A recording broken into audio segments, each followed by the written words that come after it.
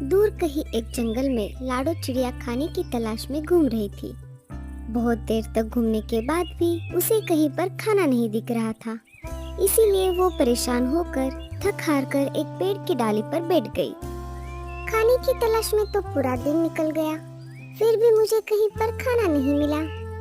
आज दिन भर मैंने एक अनाज का दाना भी नहीं खाया और ऊपर से मैं पेट से भी हूँ। अब मैं क्या करूँ? मैं एक काम करती हूँ, मैं दूसरे जंगल में जाकर खाना तलाश करती हूँ। मुझे वहाँ पर जरूर खाना मिलेगा। अगर मेरे पति कुछ काम करते तो आज इस अवस्था में मुझे खाने की तलाश में इधर उधर भटकना नहीं पड़ता। ऐसा सोचकर लाडो चिड़िया दूसरे जंगल की तरफ निकल पड़ती है। दिन भर खाने की तलाश करके वो बहुत थक चुकी थी, इसीलिए उसे उड़ने में बहुत परेशानी हो रही थी। आखिर थोड़ी देर उड़ने के बाद वो पास वाले जंगल में आ ही गई। हाँ, ये जंगल तो हमारे जंगल से भी ज्यादा हरा भरा दिख रहा है। मुझे पक्का यही कहीं पर अनाज मिल ही जाएगा। लाडो सब तरफ अनाज की खोज करने लगी। तभी उसे जमीन पर कुछ अनाज के कटे पौधे दिखाई दिए। वो उसके पास चली गई। मुझे लगता है कि ये अनाज के पौधे किसी ने यहीं पर छोड़े हैं, या कोई इसे ले जाना भूल गया होगा। कहीं अनजाने से मुझसे कोई गलती ना हो जाए। मैं एक काम करती हूँ, मैं थोड़ी देर उनकी राह देखती हूँ। लाडो जमीन पर गिरे हुए उस अनाज के मालिक का इंतजार करने लगी। बहुत देर हो चुकी थी, परंतु कोई भी पशु पक्षी उसे लेने के लिए नहीं आया। मुझे लगता है किसी ने बचा हुआ अनाज यहाँ पर छोड़ा है। मैं इसमें से थोड़ा अनाज घर लेकर जाऊंगी। लाडो अनाज के पास आ गई। तभी उसे कहीं से आवाज आने लगी। अरे चिड़िया, मुझे बचाओ, मैं यहाँ पर फंस गई हूँ। अरे, मुझे ऐसा क्यों लग रहा है कि मुझे कोई पुकार रहा है? लाडो ने आवाज की तरफ ध्यान दिया, लेकिन उसे फिर से कोई आवाज नहीं आई। लाडो ने सब जगह खोज की, लेकिन उसे कोई दिखाई नहीं दिया। मुझे लगता है ये मेरा वहम है। भूख की वजह से मुझे भ्रम हो रहा है। मैं कुछ अनाज के दाने खा ही लेती हूँ। मैं इनमें से थोड़ा अनाज घर भी लेकर जाऊंगी। लाडो ने कुछ अनाज के दाने खा लिए। मुझे प्यास लगी है, मैं थोड़ा पानी पी कर आती हूँ, बाद में इसे लेकर जाऊंगी। पानी पीने के लिए लाडो एक नदी के पास आ गई। उसने पानी पीकर अपनी प्यास बुझाई। चलो, अब बहुत देर हो गई, मैं अपने घर चलती हूँ। मेरे पति मेरा घर पर इंतजार कर रहे होंगे। इधर भूरा कौवा और गोरी कौवी अनाज इकट्ठा कर रहे थे। भूरे जी, हम बहुत देर से अनाज इकट्ठा कर रहे हैं, परंतु अभी तक इतना अनाज जमा नहीं हो पाया जितना होना चाहिए था। अरे भगवान, ये अनाज उतना ही है जितना उसे होना चाहिए था। नहीं नहीं, दाल में कुछ काला है। कोई है जो हमारा अनाज चोरी कर रहा है। हम एक काम करते हैं, हम यही कहीं पर छुप जाते हैं और हम उस चोर का इंतजार करते हैं। भूरा कौवा और गोरी झाड़ियों के पीछे छुप जाते हैं। लाडो पानी पीकर अनाज के पास लौट रही थी। तभी फिर से उसे किसी ने आवाज लगाई। अरे चिड़िया, मैं यहीं पर हूँ, झाड़ियों के पीछे, मुझे बचाओ। लाडो झाड़ियों के पीछे जाकर देखने लगी। तभी उसे मकड़ी की जाल में एक परी फंसी हुई दिखाई दी। अरे, तुम कौन हो और यहाँ पर कैसे फंस गई? मैं सोन परी हूँ, इस जंगल में घूम रही थी। जब मैं फूलों के ऊपर डगमगाते हुए तितलियों को देख रही थी, तब मैं अनजाने में इस मकड़ी के जाल में फंस गई। अरे, ये तो बहुत बुरा हो गया। मकड़ी कभी भी आकर मुझे मार सकती है। इससे पहले मुझे तुम्हें बचाना होगा। तुम तो परी हो, फिर तुम अपनी जादू से यहाँ से निकल सकती थी। तुमने ऐसा क्यों नहीं किया?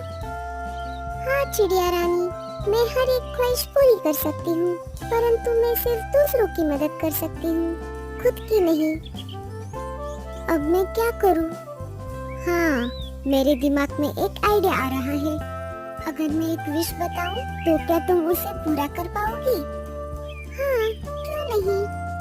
तो ठीक है, मेरी ये विश है कि ये मकड़ी का जाला यहाँ से गायब हो जाए। परी को लाडो की चतुराई बहुत अच्छी लगी। उसने लाडो के विश को पूरा कर दिया। श्रिंग ब्रिंग सर्वलिंग, भूत भविष्य वर्तमान बदलिंग। चिड़िया ने जो विश मांगी है उसे कर दो पूरा। ये जो जाला मकड़ी का हो जा गायब सारा। जैसे ही परी ने जादू की छड़ी घुमाई, वैसे ही मकड़ी का जाला गायब हो गया और उसमें फंसे हुए बाकी के जीव जंतु भी मुक्त हो गए। चिड़िया रानी, तुमने खुद के बारे में ना सोचते हुए मेरा भला चाहा। मैं तुमसे बहुत खुश हूँ। मांगो तुम जो चाहती हो। मेरी कोई ख्वाहिश नहीं है, बस मेरा आने वाला बच्चा सोने जैसा खड़ा हो और वो मेरी अच्छे से देखभाल करे। तुम्हारी मनोकामना पूरी हो, वैसा ही होगा जैसे तुम चाहोगी। ऐसा कहकर सोन परी वहाँ से चली जाती है। अरे बूढ़ी जी, आपने ये नजारा देख लिया? हाँ हाँ, देख रहा हूँ। लाडो अनाज के पास आ गई। उसने कुछ अनाज के पौधे उठा लिए और अपने घर की तरफ निकल पड़ी। तो ये है चोर। रुको, मैं इसे अभी बताता हूँ। ये अनाज तुम्हारा नहीं, हमारा है। अरे भूरे जी, तुम तो बहुत मूर्ख निकले। यहाँ पर हमारी किस्मत खुलने वाली है और तुम हो कि अनाज के बारे में ही सोच रहे हो। छोड़ो उसे, जैसा मैं कहती हूँ वैसा करो। ठीक है। भूरे ने वैसा ही किया जैसे गोरी ने उसे बताया था। भूरे ने एक पेड़ की लकड़ी सोनपरी के ऊपर डाल दी। वैसे ही सोनपरी लकड़ी के नीचे आ गई। भूरा कौवा गोरी के पास आ गया। लकड़ी के नीचे सोनपरी के पंख आ गए थे, इसीलिए वो इधर उधर हिल नहीं पा रही थी। चलो भूरे जी, अब हमारा काम शुरू हो जाता है। अरे रे, बेचारी सोनपरी कैसे लकड़ी के नीचे आ गई है। अरे गोरी, अब हमें इसे बचाना होगा। तुम रुको जरा, इतनी जल्दबाजी मत करो। मैं सब संभाल लूंगी, तब तक तुम चुप रहो बस। पता नहीं कहां से ये लकड़ी मेरे ऊपर गिर गई। मेरे पंख इस लकड़ी के नीचे आ गए हैं, इसलिए मैं हिल डुल नहीं सकती। मुझे बचाओ। हाँ हाँ, बचाएंगे तुम्हें, पर इसके बदले हमें क्या मिलेगा?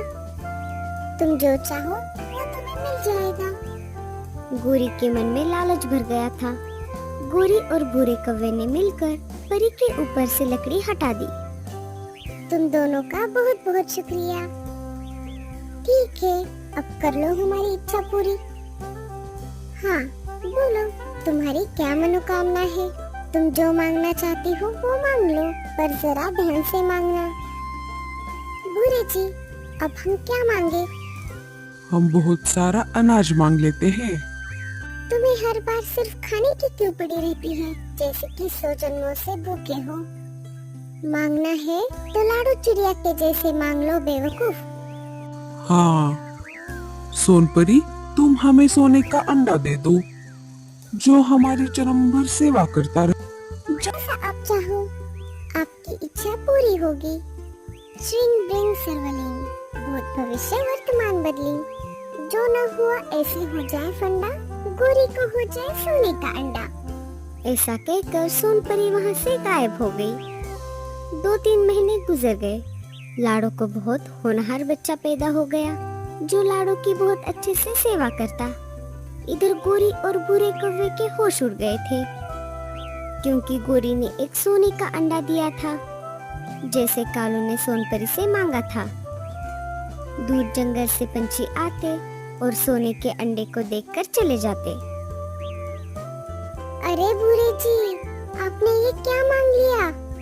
ये तो अच्छा हुआ, ये सारे पंछी आते समय कुछ न कुछ लेकर आते हैं और इससे हमारा गुजारा चल जाता है। ये ऐसे ही हमारी सेवा करता रहे। उन दोनों को परी देखने लगी और मन ही मन हंसने लगी। अगर आप आपको हमारी कहानी पसंद आई तो प्लीज़ हमारे चैनल को सब्सक्राइब कर देना और बेल नोटिफिकेशन ऑन कर देना। तो मिलते हैं एक नई कहानी के साथ, तब तक के लिए बाय।